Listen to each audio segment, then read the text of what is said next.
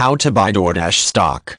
If you're thinking about setting up a living trust, here are some of the advantages. Your own personal set of circumstances will determine if any of these advantages actually applies to your own situation. This is considered the most important advantage of the living trust to keep your estate out of probate upon your death. Having your assets already in a trust will save your heirs the time and expense of probate. You can only gain this benefit for assets placed in the trust while you are still living. Up front, it will cost you more money to prepare a living trust than to have a simple will drawn up. However, if the trust is funded during your lifetime, the cost savings could be dramatic after you pass away and your heirs do not have to probate any assets in your living trust. But the question is whether or not it will cost more to use a living trust when compared to probate after your death. The more assets you have, the more likely it is that a trust will be the most cost-effective move for you.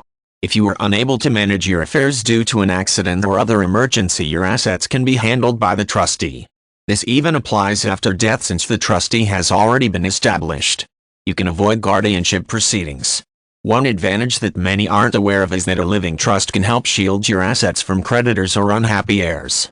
The trust makes it difficult for anyone to challenge how you distribute your estate.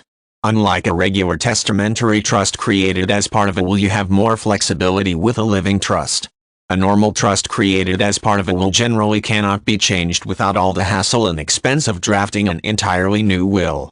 A living trust, on the other hand, is separate from the will and can be changed more easily and with fewer formalities.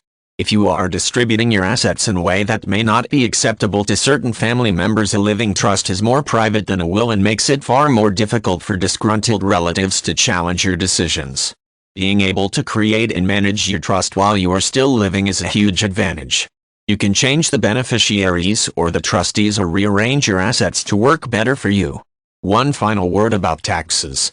A living trust in and of itself will not provide any tax advantages compared to a regular testamentary trust would, so that isn't really a benefit from using a living trust.